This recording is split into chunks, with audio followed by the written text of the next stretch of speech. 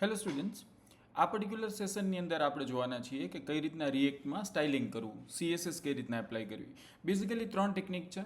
Either you can do inline styling, પછી જે આપણે એક્સટર્નલ સીએસએસ કહેતા હતા એ, અને થર્ડ જે મોડ્યુલની મદદથી તમે સીએસએસ એપ્લાય કરી શકો. Let's start with the first thing, inline CSS. એક ખાસ આપણે પ્રેક્ટિકલી જ જોઈએ, એક ખાસ વસ્તુ આમાં ધ્યાન રાખવાની છે જ્યારે પણ સીએસએસ તમે એપ્લાય કરો ઇનલાઇન ત્યારે. લેટ્સ સી, આમ તો આ ડેટા ભલે આમનામ જ રહ્યું, આપણે લાસ્ટ લેક્ચરમાં જે હતો એ છે, આને આમનામ જ રાખીએ. આની અંદર જ આપણે સ્ટાઇલ આપવાની ટ્રાય કરીએ. હવે આ H1 છે, આને મારે ઇનલાઇન સીએસએસ એપ્લાય કરવી છે. તો જ્યારે આપણે HTMLમાં આને યુઝ કરતા હતા ત્યારે નોર્મલ આપણે આ રીતના લખતા હતા, કલર કોલન રેડ. આ રીતના આપણે ઇનલાઇન સીએસએસ ભણેલા છીએ HTML સીએસએસ વખતે, પણ આ રીતના નહીં ચાલે જ્યારે આપણે રિએક્ટની મદદથી કરશું. તો લેટ્સ સી, પહેલાં આપણે સર્વર બૂટ કરી દઈએ. તો હું અહીંયા પહેલાં તો ટર્મિનલમાં એ જગ્યાએ ઓપન કરું છું, આપણો જે પ્રોજેક્ટ છે જે જગ્યાએ ત્યાં ટર્મિનલ ઓપન કરું છું, અને ત્યાં આપણે npm run dev એની મદદથી સર્વર બૂટ કરી દઈએ. અને એકવાર આપણે જોઈ લઈએ કે એઝ ઓફ નાવ સ્ક્રીનમાં કેવું દેખાય છે. લોકલહોસ્ટ 5173 આવું દેખાય છે, જે લાસ્ટ લેક્ચરનું હતું એ જ છે. આની અંદર હવે થોડીક સ્ટાઇલ ટ્રાય કરીએ. જો નોર્મલ સ્ટાઇલ ટ્રાય કરશું આપણે જે સીએસએસમાં આપણે આપતા હતા, કલર કોલન રેડ, આ રીતના ચાલતું જ હતું. પણ જેવું તમે રિએક્ટમાં જો આ રીતના લખશો તો એકદમ બ્લેન્ક થઈ જશે, અને તમે જો ઇન્સ્પેક્ટમાં જઈને જોઈશો તો તમને એરર પણ દેખાશે. એરર કંઈક આવી રીતના દેખાશે: the style prop expects a mapping from style property to value, not a string. તમે સ્ટ્રિંગ આપી શકો નહીં. તો કઈ રીતના દેવું એ ખાસ જોજો. આની અંદર તમારે એકચ્યુઅલમાં ટૂંકમાં તમારે એક્સપ્રેશન દેવાનું છે, જેની અંદર તમારે એક ઓબ્જેક્ટ પાસ કરવાનો છે. એટલે expression style equal to કરલી bracket, અને એની અંદર આપણે એક ઓબ્જેક્ટ પાસ કરવાનો છે. એટલે આ બીજી વાર કરલી બ્રેકેટ કરવાનું છે, અને ત્યાં તમારે લખવાનું છે કલર કોલન રેડ. આ રીતના તમારે લખવું પડશે જો તમારે ઇનલાઇન સીએસએસ કરવી હોય તો. અને હવે તમે જોઈશો તો અહીંયા એ લાગુ પડી ગયું છે, રેડ કલર. હવે આને તમે કઈ અલગ અલગ રીતના એપ્લાય કરી શકો છો, ખાસ એ સમજી લઈએ. જો તમારે ડાયરેક્ટલી આ રીતના દેવું છે તોય વાંધો નથી. ખાસ એક વસ્તુ માર્ક કરવાની છે, અહીંયા ડબલ કરલી બ્રેકેટ્સ આવશે, જેમાંનું પહેલું કરલી બ્રેકેટ એવું રિપ્રેઝન્ટ કરે છે કે આની અંદર આપણે વેરિયેબલ લખવાના છીએ, અને જે બીજું કરલી બ્રેકેટ છે એ એવું મતલબ આપે છે કે આ જે વેરિયેબલ છે એનો ડેટા ટાઈપ ઓબ્જેક્ટ છે.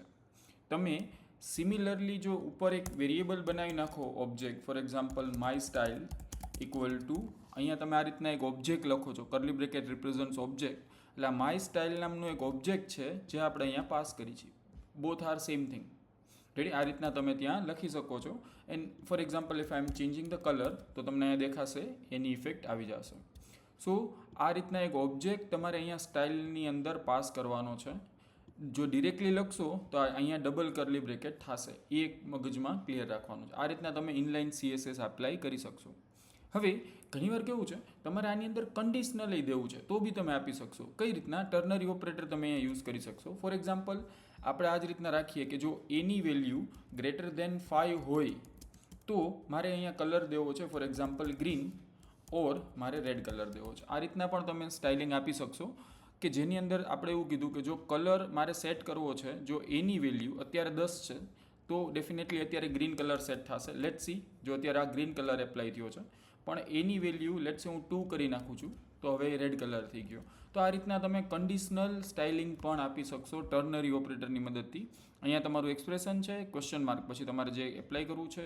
ઘણીવાર તમે ઓલું જોયું હશે, ફોર એક્ઝામ્પલ કે ભાઈ ધારો કે આપણે એવું રાખવું છે કે બેલેન્સ 10,000થી ઓછું થાય તો રેડ કલરમાં દેખાડવું છે, નકર ગ્રીન કલરમાં દેખાડવું છે, પ્રોફિટ થયું હોય તો ગ્રીનમાં દેખાડવું છે, લોસ થયું હોય તો રેડ કલરમાં દેખાડવું છે. So this is how you can specify a style there with the help of ternary operator. Ready? એક આ ટેકનિક છે.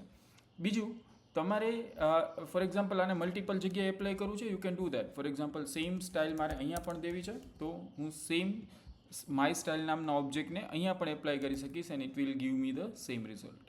સો આ રીતના તમે ઇનલાઇન સીએસએસ લખી શકશો. હવે તમારે જો એક્સટર્નલ સીએસએસ લખવી છે તો તમે કઈ રીતના લખી શકશો એ જો.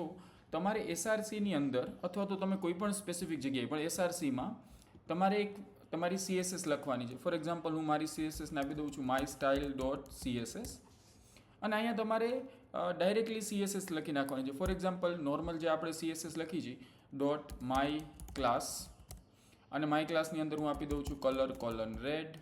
અહીંયા હવે ઇટ્સ અ પ્યોર સીએસએસ, એટલે તમારે નોર્મલ જ લખવાનું છે. For example font the size, આપણે સ્પેસિફાઈ કરી દઈએ 40 pixel and then background colour let say આપણે આપી દઈએ છીએ blue. It doesn't look good, પણ આપણે ખાલી આ ક્લાસનો ડેમો જોવો છે. અને હવે જો તમારે એ જ ક્લાસ અહીંયા એપ્લાય કરવો છે, instead of directly specifying style મારે એને લોડ કરવું છે, તો પેલું રૂલ એ છે ક્લાસ યુઝ નથી કરવાનું, ખાલી ક્લાસ નેમ. રૂલ નથી, તમે ક્લાસ કરશો તો બી ચાલશે, પણ ઇન JSX આપણે ક્લાસ નેમ લખવાનું છે. અને આની અંદર તમે સીધી ડાયરેક્ટલી તમારી વેલ્યુ લખી શકો. ફોર એક્ઝામ્પલ હું અત્યારે અહીંયા લખી નાખીશ માય સ્ટાઇલ, આઈ ગેસ એવું જ હતું, my class. Ready? So my class. પણ અત્યારે આ એપ્લાય નહીં થાય. લેટ્સ સી, અત્યારે જો આને કાંઈ જ એપ્લાય થયું નથી. ધ રીઝન ઇઝ આ બંને ફાઇલને આપણે લિંક કરવી પડશે. યાદ હોય તો HTMLમાં આપણે લિંક ટેગ યુઝ કરતા હતા. ઇન્સ્ટેડ ઓફ દેટ રિએક્ટની અંદર તમારે માત્ર ઇમ્પોર્ટ કરવાની છે. એટલે હું લખીશ dot slash and then my style dot CSS. Ready? આ રીતના લખીશ એટલે હવે એ લોડ થઈ જશે. આઈ થિંક આપણે કોઈ અલગ ફોલ્ડરમાં બની ગઈ છે, ના સેમમાં જ છે. અચ્છા, સ્પેલિંગ મિસ્ટેક છે. mystyle.css and you can see આની અંદર એ CSS એપ્લાય થઈ ગઈ છે. બેકગ્રાઉન્ડ બ્લુ થઈ ગયું છે અને કલર રેડ થઈ ગયો છે. સો આ રીતના તમે એક્સટર્નલ CSS પણ એપ્લાય કરી શકશો. એના માટે માત્ર આપણે ઇમ્પોર્ટ સ્ટેટમેન્ટનો યુઝ કરવાનો છે, જેથી કરીને એનો ક્લાસ ઇમ્પોર્ટ થઈ જશે અને તમે સિમિલરલી એને યુઝ કરી શકશો. અહીંયા એક વધારાની વસ્તુ જે રહી ગઈ હતી મારે કહેવાની તમને ઇનલાઇનમાં, એ હું અત્યારે તમને કહી દઉં. ફોર એક્ઝામ્પલ અહીંયા ઇઝ ફિલ્ડને હું સ્ટાઇલ આપું છું અને મારે બેકગ્રાઉન્ડ કલર દેવો છે, તો ખાસ એ વસ્તુ ધ્યાન રાખવાની છે કે તમે જ્યારે જાવાસ્ક્રિપ્ટ યુઝ કરો ત્યારે તમે ડેશ યુઝ ન કરી શકો. We can not use dash in a JavaScript variable, allowed નથી. એટલે જ્યારે પણ તમે JSXમાં આ રીતના જાવાસ્ક્રિપ્ટ લખવાની થશે CSS તમારે, ત્યારે તમારે બેકગ્રાઉન્ડ પછી જો ડેશ આવતો હોય તો એને કલર C કરી નાખવાનો છે. આપણે આ સેમ વસ્તુ ડોમમાં પણ મેં તમને કરાવી હતી, ડાયનેમિક HTML DHTML ભણાવ્યું ત્યારે, કે ડેશ કરવાને બદલે ડેશ પછીના જે કંઈ પણ કેરેક્ટર આવતું હોય એને કેપિટલ કરવાનું છે. ફોર એક્ઝામ્પલ ફોન્ટ સાઇઝ, તો હું આ રીતના લખીશ ફોન્ટ અને સાઇઝનો S કેપિટલ કરવાનો છે. આ રીતના તમારે અહીંયા લખવાનું થશે. લેટ્સ સી, જો આ રીતના એનું બેકગ્રાઉન્ડ કલર ને બધું સેટ થઈ ગયું છે અને એનો ફોન્ટ સાઇઝ 100 થઈ ગઈ છે. તો આ રીતના તમે યુઝ કરી શકશો CSS, કાં તો ઇન્ટરનલ નોટ ઇન્ટરનલ, કાં તો ઇનલાઇન, અને કાં તો જો તમારે એક્સટર્નલ યુઝ કરવી છે સ્ટાઇલ શીટ, તો તમે એને ઇમ્પોર્ટ સ્ટેટમેન્ટની મદદથી ઇમ્પોર્ટ કરી લ્યો and then you can use it. જે થર્ડ ટેકનિક છે એની અંદર આપણે મોડ્યુલર કરી શકીએ, મોડ્યુલ્સ ક્રિએટ કરી શકીએ. ફોર એક્ઝામ્પલ હું એને નામ જ એવી રીતના આપું છું, bs.module.css એક મેં બનાવું છું અને આની અંદર હું લખું છું કે સેમ માય ક્લાસ, અને એની અંદર હું કલર આપી દઉં છું કલર રેડ. રેડી? અને આવી જ રીતના ધારો કે હું એક બીજું બનાવું છું tw.module.css અને એની અંદર પણ સેમ ક્લાસ માય ક્લાસ, અને એની અંદર હું લખી નાખું છું કલર લેટ્સ સે બ્લુ. સો આપણી પાસે બે મોડ્યુલ છે. મોડ્યુલ બનાવવામાં ખાસ શું ધ્યાન રાખવાનું છે, એનું આપણે જે નામ આપીએ એમાં ફાઇલનું નામ .module.css દેવાનું છે.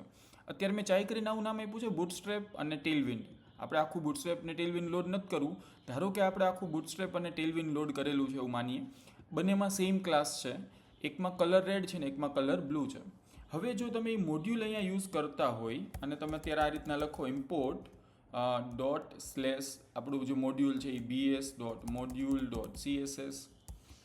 હવે એક પ્રોબ્લેમ એ છે, જો તમે નોર્મલ CSS કરો ને તો શું થાય, તમે જે લાસ્ટમાં ઇમ્પ્લિમેન્ટ કરેલું હશે ને, જ્યાં ઇમ્પોર્ટ કરેલું હશે ને એ એપ્લાય થશે. ફોર એક્ઝામ્પલ હવે હું અહીંયા લખું છું માય ક્લાસ, તો અત્યારે તો ઓબ્વિયસ છે, ચાલો એક જ છે એટલે વાંધો નહીં. પણ જો આવી રીતના બે ઇમ્પોર્ટ કરી હોય ટેલવિન્ડ અને BS બંને, તો આનો માય ક્લાસ એપ્લાય થાય કે આનો માય ક્લાસ BSનો કે ટેલવિન્ડનો કયો માય ક્લાસ એપ્લાય થાય, કન્ફ્યુઝન થશે. તો આ કન્ફ્યુઝનને સોલ્વ કરવા માટે જ આપણે આ મોડ્યુલ યુઝ કરીએ છીએ. એની સિન્ટેક્સ એવી છે, તમે આની અંદર એને નામ આપી શકશો ગમે એ. તમે આ રીતના ઇમ્પોર્ટ BS ફ્રોમ આ મોડ્યુલ ફાઇલ. સિમિલરલી તમે અહીંયા પણ નામ આપી દો. એક્ઝેક્ટ જરૂરી નથી કે ફાઇલનું નામ હોય એ જ આપવું, ગમે એ આપી શકો. જનરલી આપણે આ રીતના આપશું.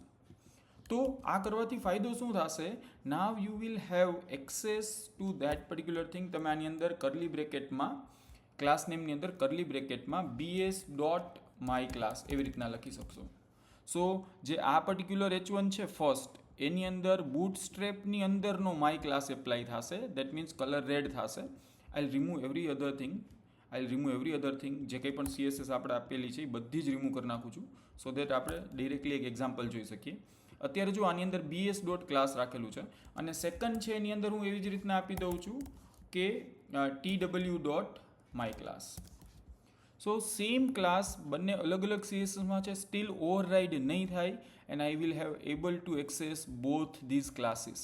મારે જે કંઈ પણ મોડ્યુલની ક્લાસ જોતો હોય, આગળ હું એ મોડ્યુલનું નામ ડોટ પછી ક્લાસનું નામ આ રીતના એને યુઝ કરી શકીશ. સો આવી રીતના ધારો કે મેં બૂટસ્ટ્રેપ અને ટેલવિન આ બંને ટેકનોલોજીને મારે જોડે લોડ કરવી છે મારા પેજમાં, તો હું કરી શકીશ. અને એના ક્લાસીસ જે કોમન આવતા હોય, એ જે કન્ફ્લિક્ટ આવતું હોય, એ હું આ રીતના સોલ્વ કરી શકીશ with the help of module file.